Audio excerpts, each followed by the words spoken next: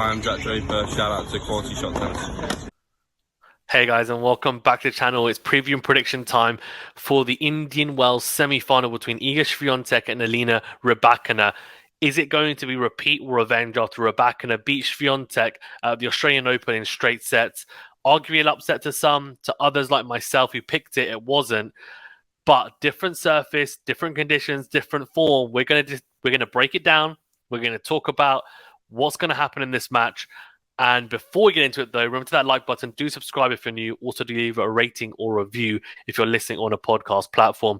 On top of that, thank you to all our members. And if you haven't subscribed to the channel on YouTube, please do. Over 86% of you who are watching the videos are not subscribed. So that means we could be a lot bigger than we are with the audience we have. So please do. Like, it's free. It doesn't cost you anything. It just means you get alerted to new uploads going forward and you can become part of this family. Thanks very much, guys. Let's get into it. So, Iga Swiatek is the world number one, of course, and she has only lost a few matches this year. One to Jessica Pegula at the start of the year, one to Elena Rybakina at the Australian Open, and one even to Krejcikova this year, one to Krejcikova at the back end of last year as well. So, three opponents really are, I would say maybe not Jessica Pegula because her record isn't great against Swiatek, and since then Swiatek's beaten her.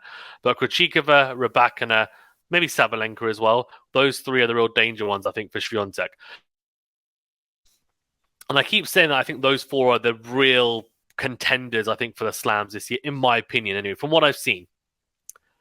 What we're going to do then is we're going to talk about both players' route to the semi-finals. Then we're going to talk briefly about their previous match, most notably the Australian Open win by Rybakina. And then I'm going to talk about what I think is going to end up happening on the day in the semi-final, given the conditions, the surface, the form of both players, and also the historical results, and package it all together in a little analytical preview where I try and give you guys good insight into what we can expect, what both players might try to employ in terms of tactics, and also what tactics I think they should employ. Because, of course, I am the expert and they should listen to me. On top of that, we're then going to ultimately give a prediction at the end, of course, and that's where it gets really tasty because there's ultimately always going to be people that really disagree. And that's what's great about prediction and preview videos. Everyone's got differing opinions, which is always great to hear. So see you in the comment section for that. Okay, let's get into Iga Swiatek's route then. So you can see a Claire Lou straight sets. Andreescu was a tough match despite the straight set victory. Andreescu played some really good stuff. Swiatek won 2 tight sets in the end. Raducanu also pushed Swiatek, to be fair, in the first set. Second set, not so much. And then Kirsty. Well, Kirsty's been good. And she's one of those players who I always tend to say don't back against her. And she's made the quarterfinals here, which is a good result. 6-2, 6-3, though, a very solid performance from Swiatek, and she hasn't dropped a set as of yet. You can see here, Debay lost to Krejcikova the last time she's lost in straight sets. And interestingly, every single one of her losses has been in straight sets. She hasn't lost after winning the first set at all this year. Interesting.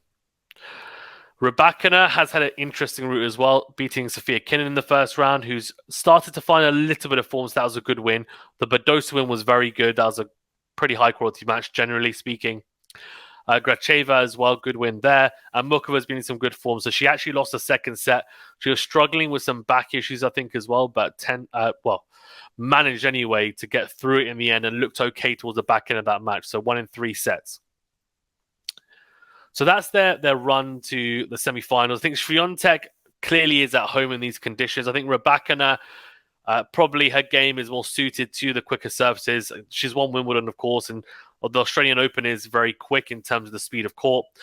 She also prefers, I think, those types of surfaces because she's got such a big serve, and it just means I think at the Australian Open, she was her return of serves coming back to her, so was around 50%. So she was serving around 50% unreturned serves, which is ridiculous. 50% plus, I think it was actually even, which is incredible. So let's talk about then the most recent match between the two, because they played each other before. You can see here Swiatek beating Ostrava in 2021. I don't really want to talk about that too much because both players were a lot younger. They're very different players to what they were back then. Swiatek won in straight sets. World Tennis League, obviously, exhibition, so we're not going to talk about that either. What we're going to talk about really is this Australian Open win, which happened only a couple of months ago. Different surface, different conditions, but I want to talk about why Rybakina won, and then try and cater that into my analysis of what might happen in this match. So Rybakina won 6-4, 6-4. She served really, really well. Only 6 aces, but 80% of first serve points won. Funnily enough, she was only serving at 56% first serves in, but she was just doing enough. And the biggest, I think, surprise throughout that whole match was the fact that Rybakina was actually not only sticking with Swiatek in the baseline exchanges, but at times she was the one who had the upper hand. Now, you might ask me how, because both players didn't really come to the net either. 4 out of 5 net points on for Rybakina, 4 out of 6 for Swiatek. So it was predominantly from the back of the court that the exchanges were happening. Well, we can talk about that. An interesting stat came up on screen actually whilst I was watching the match. I did the live call for it, and it was a really entertaining match, to be honest with you as well. It was a 4th-round match, and Swiatek, a lot of people expected her to win the tournament. And in the end, obviously, Rybakina made the final, and it was Sabalenka who was the one that ended up coming out on top. So what I want to talk about is how Rybakina won those duels from the back of the court. Now, the biggest thing she did, which a lot of people are going to be surprised about, is that she was taking the ball later. She was actually giving herself more time on the ground strokes rather than taking the ball early and trying to rush Swiatek in that sense. She was actually taking the ball later. So she was trying to give herself time to wind up her ground strokes and make them more potent, and also get herself more time in terms of defensively being able to be in the right position. So this is a really interesting tactic, I thought. And the reason why I thought she used it is because she was confident enough in her ground strokes. She's got enough power behind her ground strokes. She hits the ball very cleanly, similar to Swiatek, similar to Sabalenka, that she doesn't necessarily need to try to take the ball really early to take time away. She can take time away just by making sure she's timing her ground strokes well, and also directing them correctly, manipulating her opponent around the court and pushing them back. And that's what she was doing against Swiatek. She would wait, she'd get into the right position, and then she would unleash.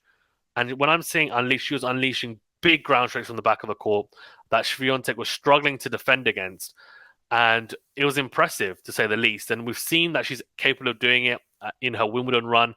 And with these quicker courts in Australia, they just suited her game, because she was able to say, look, I'm happy to have that trade-off of saying, well, instead of trying to take the ball early all the time and not necessarily maybe, yes, I might rush her at times, but I might not necessarily hit it as cleanly as I'd like and with as much direction or penetration through the court as I'd like. I'm not going to take that massive risk because I'm maybe not the best mover on tour. I don't think she is. I think she'll probably admit that.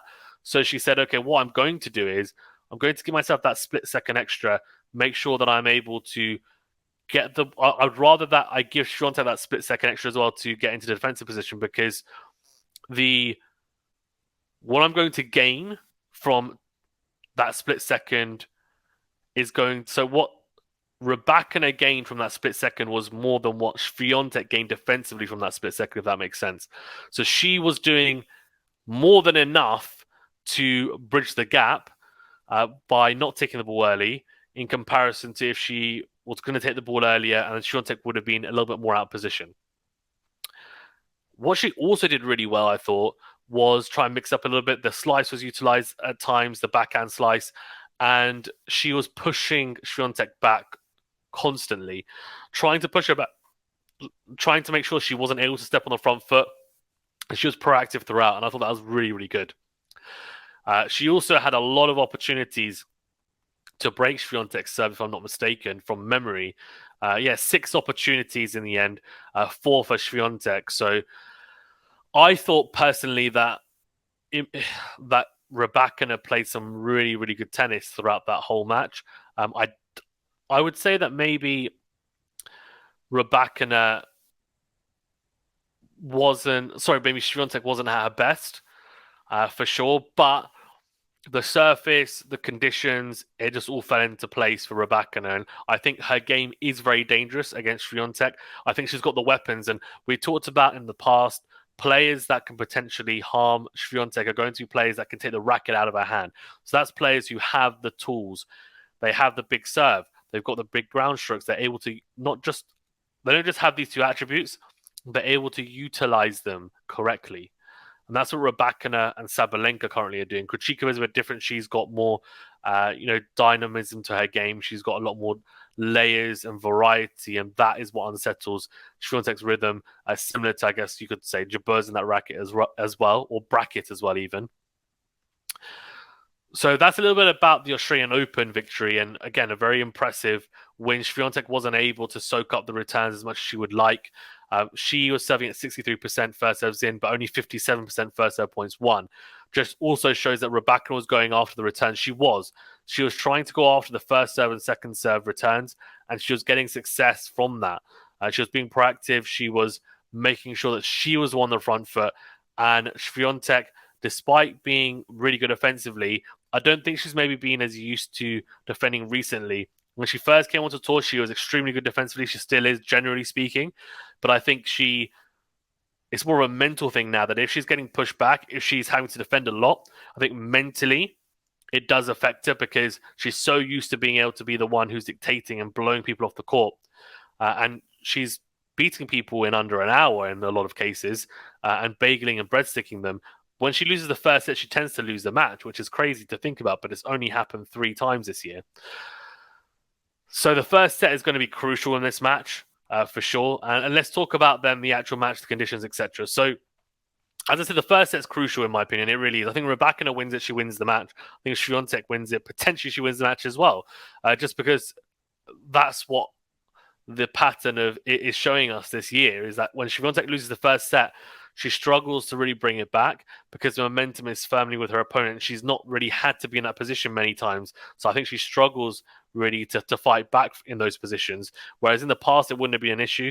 Nowadays, as I said, she's so used to dominating. It's almost a double-edged sword, the fact that she's winning. I think it's a double-edged sword that she's winning so many matches so easily, because it's good in the sense that she's able to rest really quickly and there's not really too much fatigue on her side. Then she's able to play a lot of matches and not have to worry about fatigue. But the downside on it is that she's not getting maybe the match experience that she needs in terms of having to fight hard. When those moments do then arise, she maybe struggles a bit more than other players would, because she's not used to being in those positions very much, if at all. So then when it does come around, she's a little bit like I wouldn't say she's a duck out of water, but she's just a little bit uncomfortable, I think, is the issue. That's what I would say. I think she's just a little bit uncomfortable in those positions personally. So we'll see, though. We'll see how she gets on. And I think that first set is going to be really crucial to see who wins the match. Honestly, I genuinely think probably whoever wins the first set will win the match. And it could be that first set shootout. How will it play out, I guess, from a tactical standpoint? Well, these courts are a lot slower than Australia, so that's an advantage for Swiatek. Also with the wind, I think that's an advantage to Swiatek as well. I think she handles the wind a lot better than Rybakina does, and also the physicality and intensity of Indian Wells, the humidity. I just think she is so at home on these courts. They play relatively similar to clay courts, not exactly the same, of course, but given that it's a hard course, a different surface, but in terms of the bounce, in terms of the speed, it's similar. And she's a fantastic clay court player. We know Rybakina, not so much. She does prefer those quicker courts and likes the grass and likes those courts that really zip through. So the question is, do the surface and conditions bridge the gap enough that Swiatek can get revenge? She's probably playing a little bit better than Rybakina currently. We're talking about the last couple of weeks. Rybakina has that slight back issue. Let's say both are fully fit. I think Rybakina is going to have to serve very, very well. I don't think she can get away with serving at 56% first serves in against Swiatek, if I'm being honest with you. at Indian Wells because she's going to return better and the ball's not going to zip through as much. I think she also needs to utilize the kick serve Rybakina, maybe from the ad side, not necessarily for the first serve, but second serves. She does tend to be pretty proactive on those, so hopefully she will be able to hopefully she won't get punished on the second serve return as much as she would if it was a clay court. So that's something to look out for, the serve return there. For Swiatek, she needs to hit her spots because Rybakina, she had a really good returning day against Swiatek at the Australian Open, which means that she's going to return pretty well, you'd imagine, at Indian Wells. So then it could potentially be that the serve return dynamic cancels each other out because Rybakina's got a better serve, no doubt, but Swiatek's a better returner overall, you would say. But the one thing that Rybakina has up her sleeve is that her serve can be so clutch at times. If she hits a high percentage of unreturnable serves, that will play on Swiatek's mind, especially if Swiatek is then struggling to hit a lot of first serves in and her second serve is getting attacked by Rybakina. She will feel it because Rybakina has a tendency to sometimes get through her service games really quickly. It can then turn around very quickly back onto Swiatek's serve, and she might feel like she's always under pressure to hold, especially if she's serving second throughout the match as well, or at any point in the match. Then we need to talk about the ground stroke exchanges. So I think backhand to backhand, Rybakina actually managed to stick with Swiatek throughout the whole of that Australian Open match. I think she'll be able to do a similar thing against Swiatek. Forehand to forehand, Swiatek should have the upper hand, mainly due to the fact that she hits with a lot more topspin. And she gets that kick off the surface and that angle that you would like to see on these types of courts where they're a bit slower, they're more conducive to topspin rather than the flat ground strokes, which Rybakina utilized really well at the Australian Open, which zip through on this surface. They're still going to be pretty potent, but not as much. So Swiatek should be able to soak those up a bit better. Coming to the net, I don't necessarily think either player is going to come to the net too much. If I was Rybakina, I think she's got pretty good hands in the net. Maybe doesn't transition as well as she'd like, but if I was her, I would try to come to the net because I think it was Andreescu showed, and Rybakina at times as well, that if you come forward at the right moments to volley, you can have success against Swiatek. She might pass you on occasion, but she's not unbeatable. In terms of she is beatable. And you can win by transitioning coming forward. She's a great passer of a tennis ball, but you're still able to, if you've got good enough hands in the net and your approach shot is good enough, you should be able to win the majority of the points there. That's just the way it is. Because these players hit big enough balls from the back of the court and their hands are good enough, they should be gaining some sort of advantage from doing that. Serve and volley, probably not for Rybakina. I don't think she's got maybe the legs and is quick enough to get forward, but maybe after the maybe not the 1+ shot, but the 2+ shot, the second strike, the third strike coming forward, choosing the right opportunities to come forward. I think she needs to probably utilize the backhand slice a bit, Rybakina as well, especially if Swiatek is in rhythm. She needs to try and break that rhythm as much as possible, maybe even some forehand slices in there. The drop shot, I don't really see Rybakina use it much, so I doubt she's going to use it. But that's something that Rybakina and Andreescu both use quite well, and it drags Swiatek forward.